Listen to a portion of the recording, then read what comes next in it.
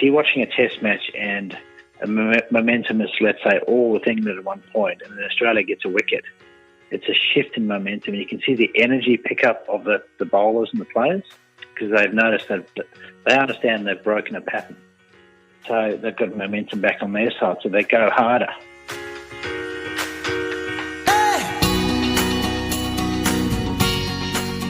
This is Property Invest Story, where we talk to successful property investors to find out more about their stories, mindset, and strategies. I'm Tyron Shum, and in this episode on Property Invest Story, we're chatting with property developer Brendon Ansell. He will share his globe-trotting story from his childhood in South Africa to playing cricket in the UK to beginning work in finance and ultimately property.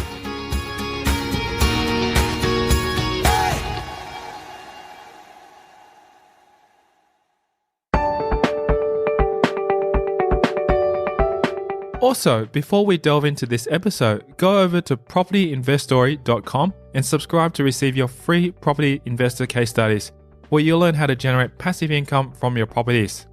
Go there now to sign up for free.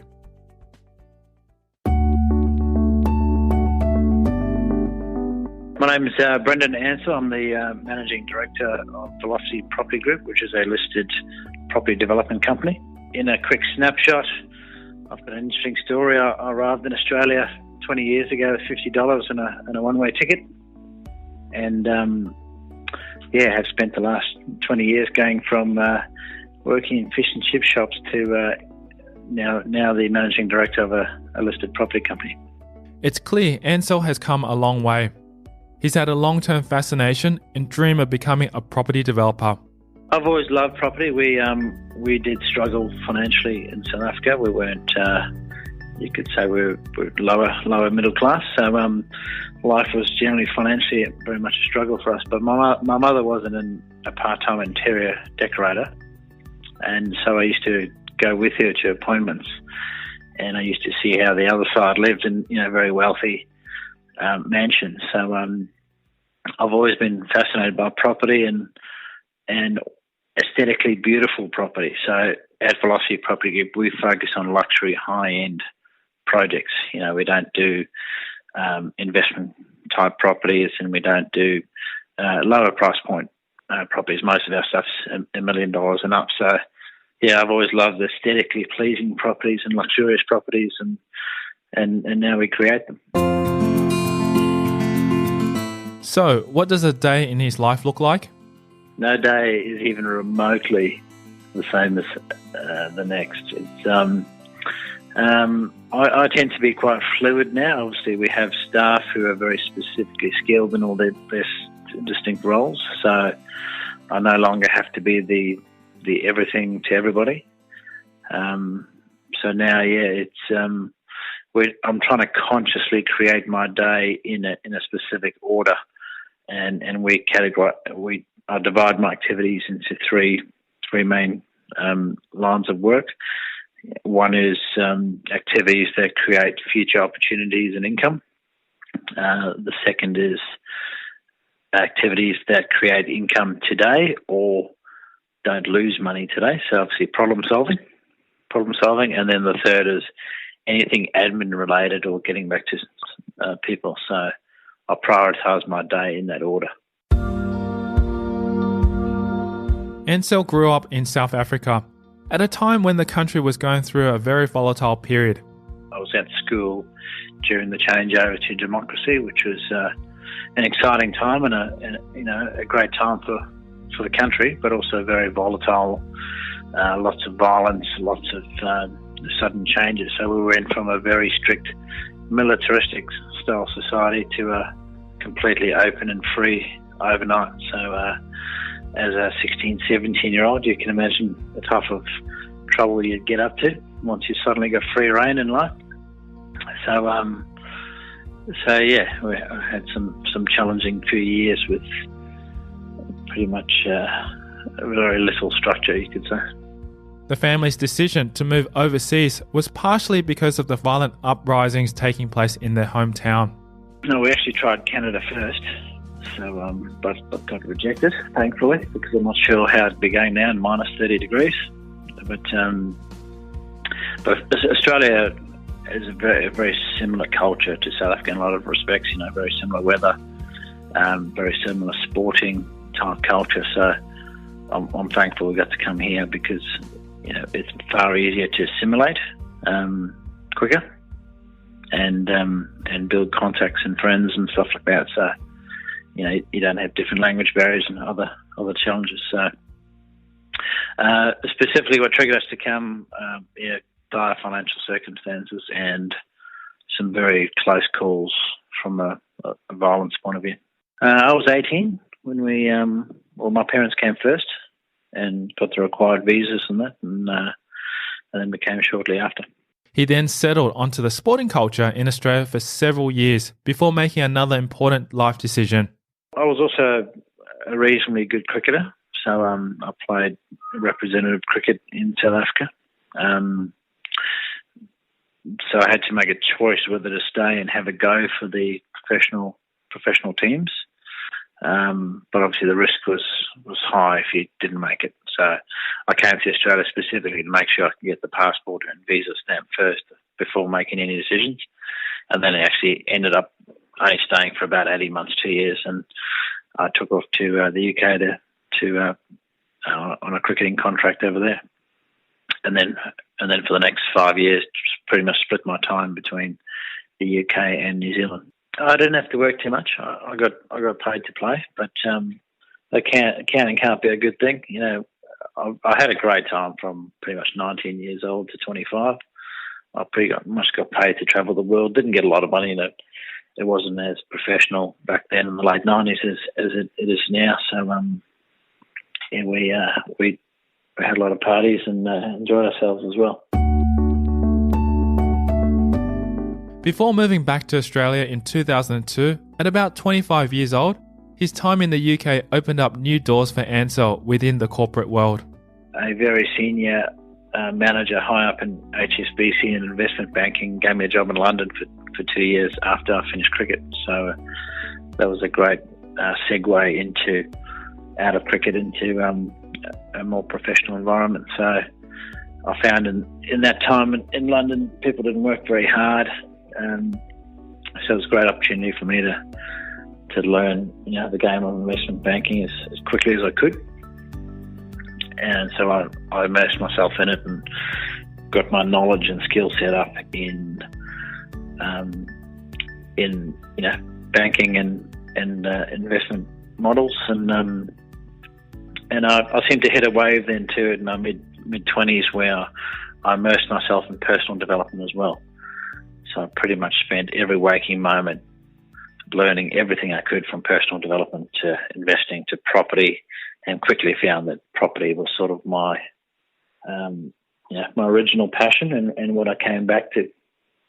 Having worked in investment banking, the stock market made no sense to me and seemed to lack any form of real intrinsic value. So and obviously seeing people and clients lose the shirt off their back pretty quickly was interesting to see. So property was always my passion. So I reverted back to that, and I started buying property in Brisbane while I was working in London. I used that income to buy property back here, and thankfully that was around about 2000, 2001, and 2002. So I bought properties generally in that Logan area quite cheaply, and then the market went absolutely berserk in 03, 04, and I thought I was a property genius. Meanwhile, all I did was buy some cheap properties, and they went up in value. There was no skill set in it. The choice to move back to Australia was spurred by circumstances surrounding a terrifying world event. I came back in 2002, shortly after September 11th. I was on the trading floor in London when we actually saw on TV the planes going into the buildings, and half the stockbrokers on our floor, their phones cut out. They were actually on the phone to some of the trading floors in the tower, so that was a bit of a shock. And the US embassy was next door to us, so I didn't really want to hang around too long. So I think I quit the next month and spent 3 or 4 months travelling around Europe before coming back in 2002. Preferring Queensland to New South Wales, Ansell found it challenging to further pursue his career in banking. So he began work in a different field. I tried to get back into banking here. I was a bit surprised that my experience in London didn't seem to count for anything. But obviously, I wanted to come back to Brisbane as opposed to Sydney. Brisbane's a very similar climate and lifestyle to Durban, where I'm from, so I've always preferred Brisbane over Sydney. And coming back to Brisbane, there was essentially no banking here at that time. And obviously, the early 2000s was a challenging time as well. There's very little work available or on the go. And then coming into 2003-04, the property market came off as well. So it was a challenging time to be in Brisbane and get ahead. So I decided to branch out and get into finance, as in mortgage broking and financing for other developers. So I literally spent the next probably till 2007, 8. Yeah, probably till about. Well, I still have a share in the original finance business, which is being managed by someone else now. But up until about 5 years ago, I pretty much spent 8-9 years immersing myself in that and running my own business, and that was excellent because it was a great way to earn cash flow plus do your own small projects on the side, and also learn lessons from our clients. So I didn't have to go through those hard times myself. Creating high-end luxury properties was something that always resonated throughout Ansell's journey, even in his early days. Even when I was doing the finance, I was still doing quality projects. I just never had that ability to try and purchase a block of land and build a cheap house. I always wanted to try and spec it up or go for a higher price point. So even going back to 2009, 2010, I was doing splitters in Hawthorne, Bulimba, those sorts of areas at $1 million plus then. So it wasn't. So we started that fairly early. But also my research told me that suburbs in Brisbane like Bulimba, Auckland, the inner city boutique, low density suburbs maintain their values exceptionally well. They're desirable lifestyle areas. So I didn't see it as great risk to go into that price point. I saw it as less risky than some of the cheaper suburbs that were more susceptible to interest rate rises and other factors and supply. There's constrained land supply in the inner cities of Australia. So what did he do with his properties in Logan? In the end, he made the decision that felt right for this situation. I just kept trading up. And interesting, I've had a very similar discussion this week with another chap I'm mentoring at the moment who is probably, you could almost identically put him in my spot back then in around 2002, 2003. And I've had this discussion this week already with someone else where he's actively trying to become full-time in property, but also hold on to properties along the way. And, unless you have a consistent cash flow, it's very, very difficult to do that. Yeah. And you hit the wall where you can just, no banks will lend you any money. So, no, I sold and kept trading up. Coming up after the break, we'll delve further into Ansell's journey, where we talk about how he changed his life through changing his way of thinking. I believe there are some random aspects to life, but we have a great element of control over it. And you're exactly where you are based on your personal development and your internal belief system. So, how he learned a valuable lesson from his worst property development moment. It's understanding your own personal risk profile. What are you prepared to accept? And that's next. I'm Tyron Shum, and you're listening to Property Investory.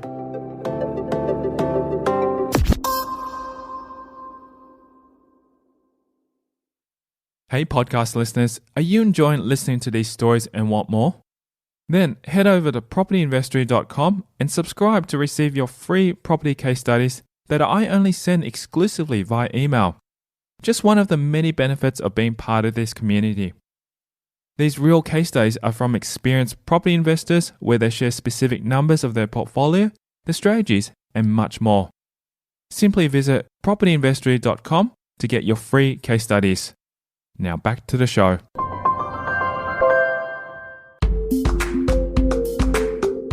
Being brought up around parents who weren't involved in property, Ansell started at the bottom and worked his way up. He believes it all came down to taking control of his life and making a change.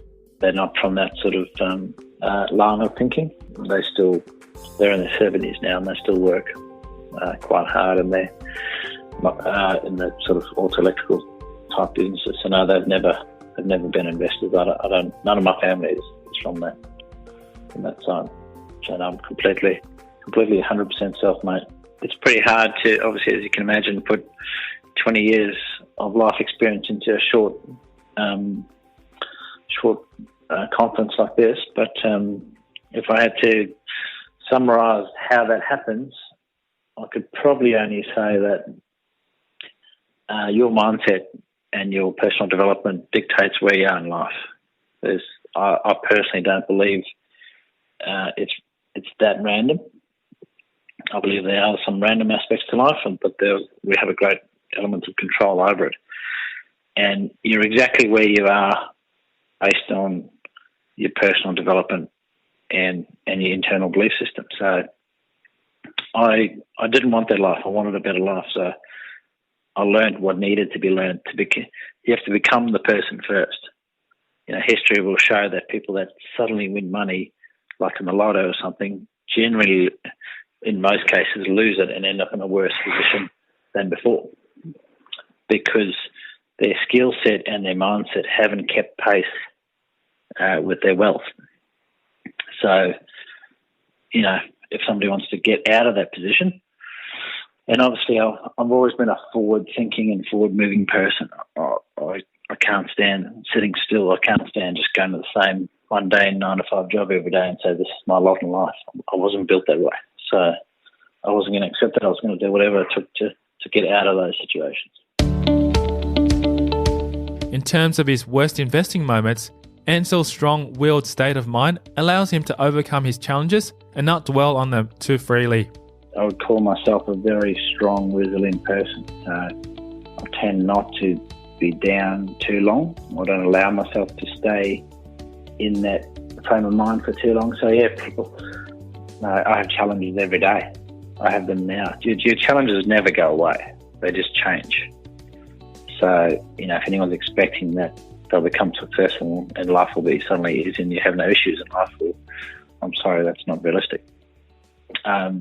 Some of my biggest challenges are now, not necessarily back in the past, because we have a far greater responsibility now.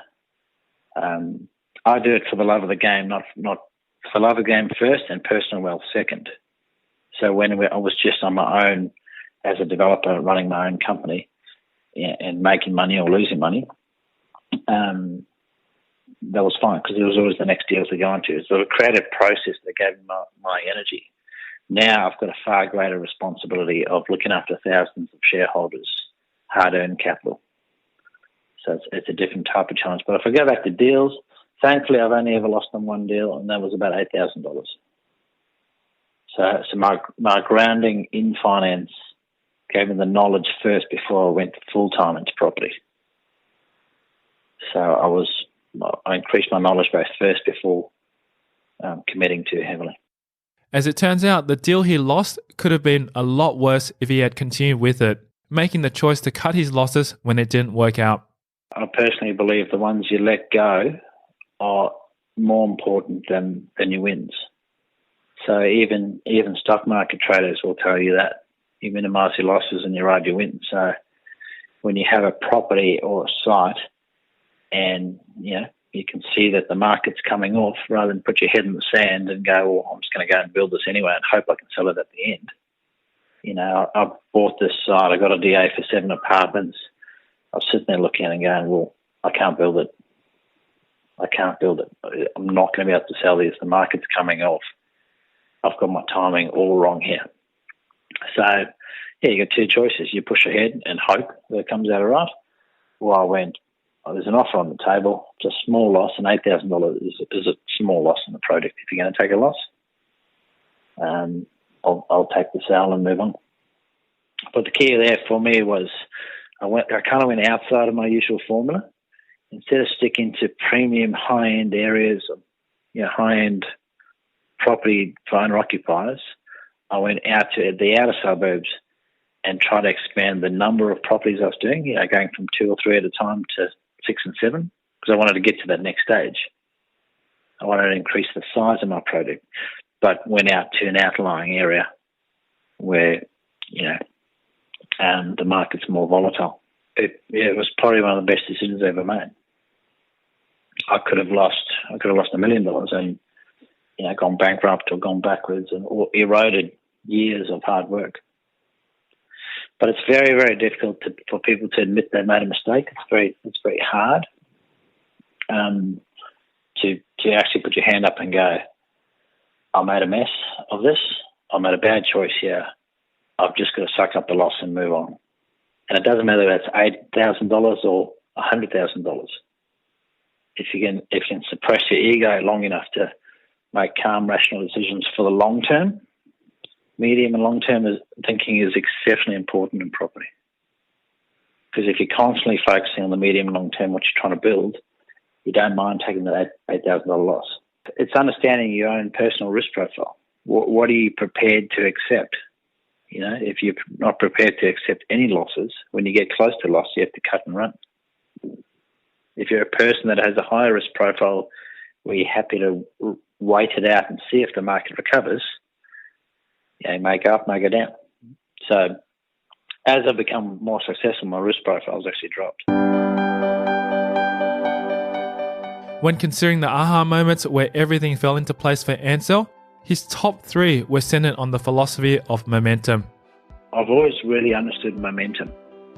Momentum is, and that probably comes from a sporting background, playing cricket and going through long periods of time. You really get, and go and sit and watch a test match, and you'll see momentum change.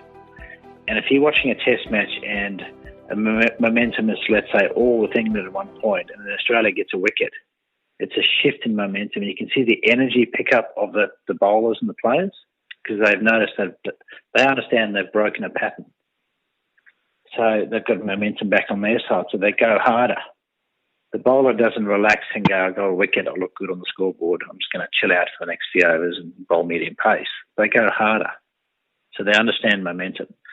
So when you get an opportunity or you meet a person or something that's really good value for you, don't go on holiday for a week. Go harder. You can go holiday later. The first important moment for him was when the GFC hit and he had to make a choice between doing the right thing or turning a blind eye.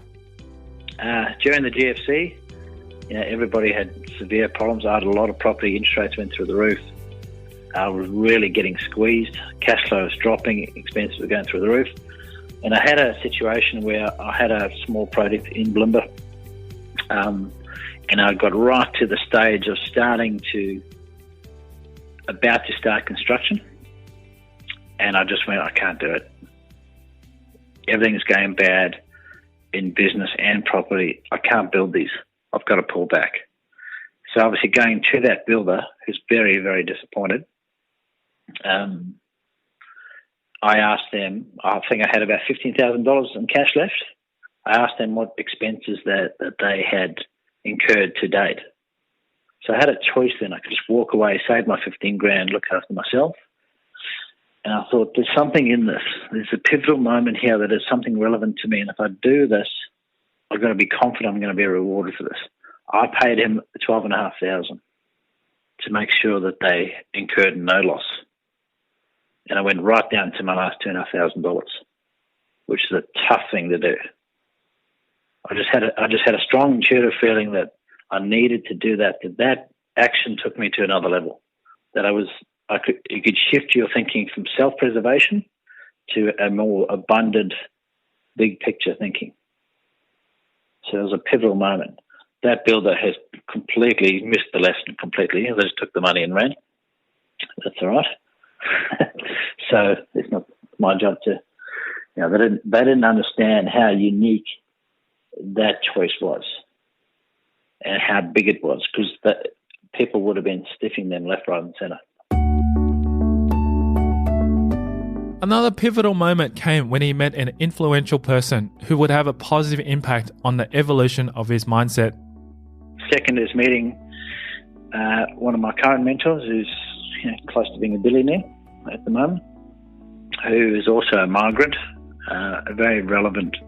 I wanted to choose mentors that were relevant to my situation, and migrants are very, very successful in Australia for obvious reasons.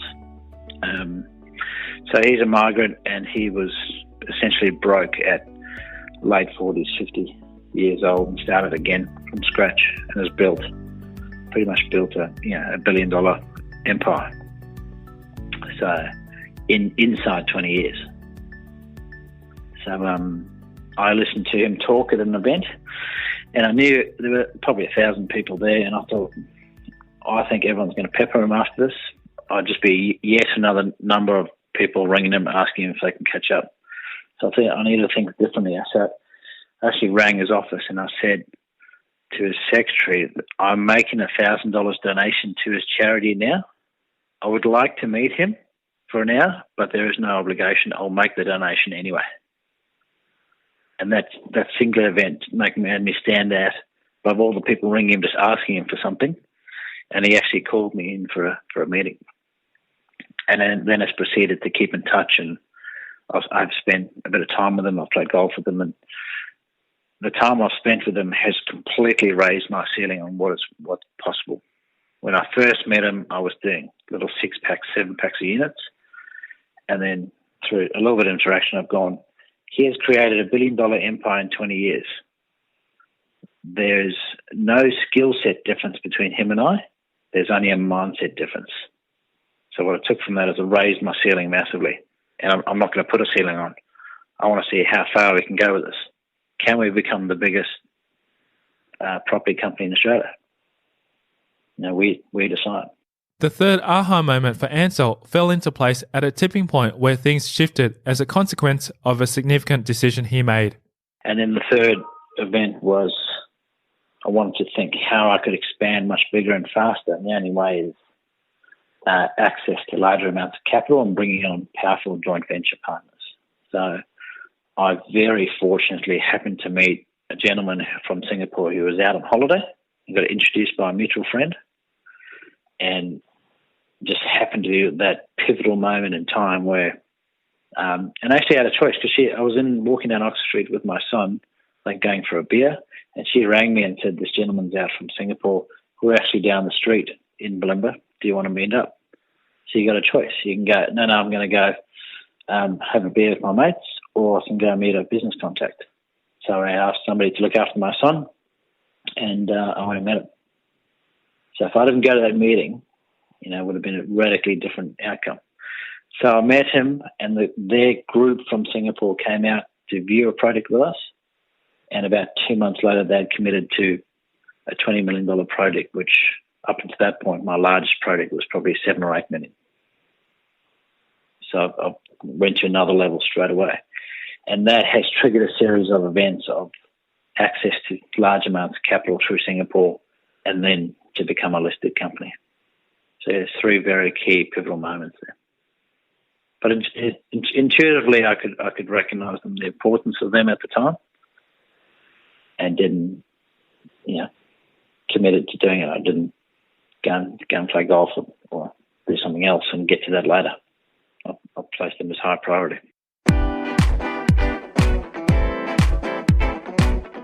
So, inspired by Ansell's story and his pivotal aha moments, we'll keep the conversation going in a future episode of Property Investory.